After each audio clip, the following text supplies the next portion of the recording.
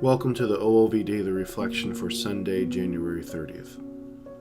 The second reading for this weekend's Mass comes to us from the 12th and 13th chapters of the first letter of St. Paul to the Corinthians.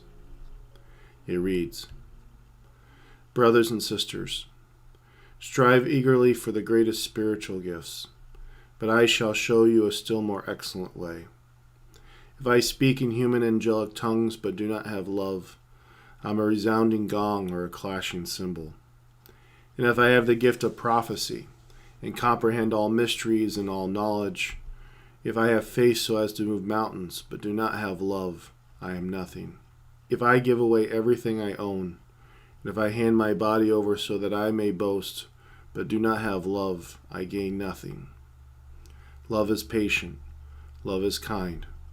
It is not jealous. Love is not pompous. It is not inflated. It is not rude. It does not seek its own interest. It is not quick-tempered. It does not brood over injury. It does not rejoice over wrongdoing, but rejoices with the truth. It bears all things, believes all things, hopes all things, endures all things. Love never fails. If there are prophecies, they will be brought to nothing. If tongues, they will cease. If knowledge, it will be brought to nothing. For we know partially, and we prophesy partially. But when the perfect comes, the partial will pass away. When I was a child, I used to talk as a child, think as a child, reason as a child. When I became a man, I put aside childish things. At present, we see indistinctly as in a mirror, but then face to face. At present, I know partially. Then I shall know fully as I am fully known. So faith, hope, love remain, these three. But the greatest of these is love. Many of us are familiar with this passage from the first letter of St. Paul to Corinthians because many couples choose it for their wedding mass.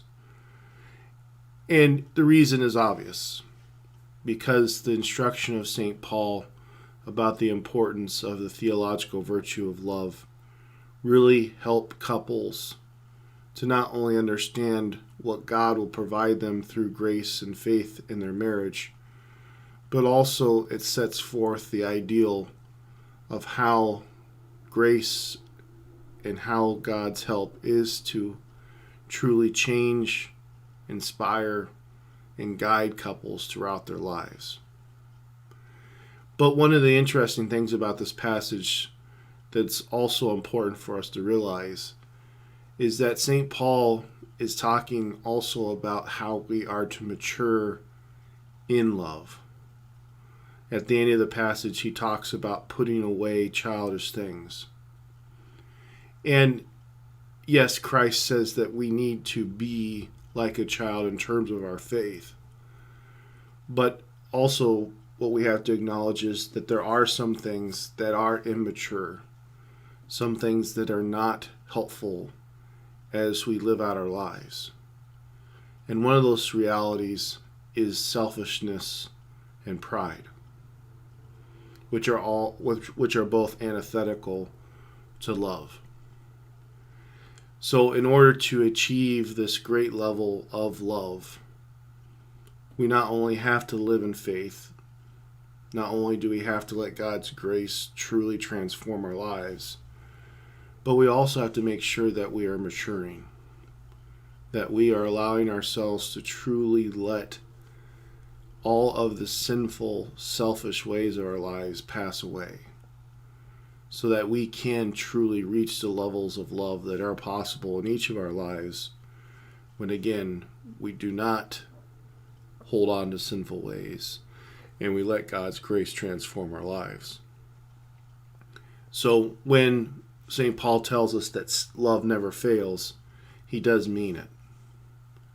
But we always have to remember it doesn't fail not because of us, because many times we, without God's grace, can cause problems in our lives. And all of us know how much it hurts when our love is not returned, or how guilty we feel when we can't give our love to those who deserve it.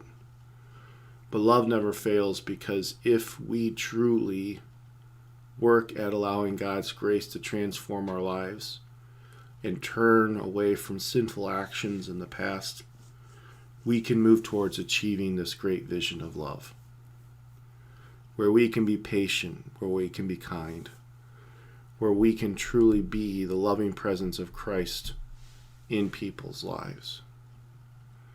So as we continue with this new year, let us acknowledge that we need to grow in love. And that, again, if we turn away from immature, selfish, and childish things and live our faith well, we will be able to become a loving, caring person that reflects even Christ himself. Our Lady of Victory, pray for us.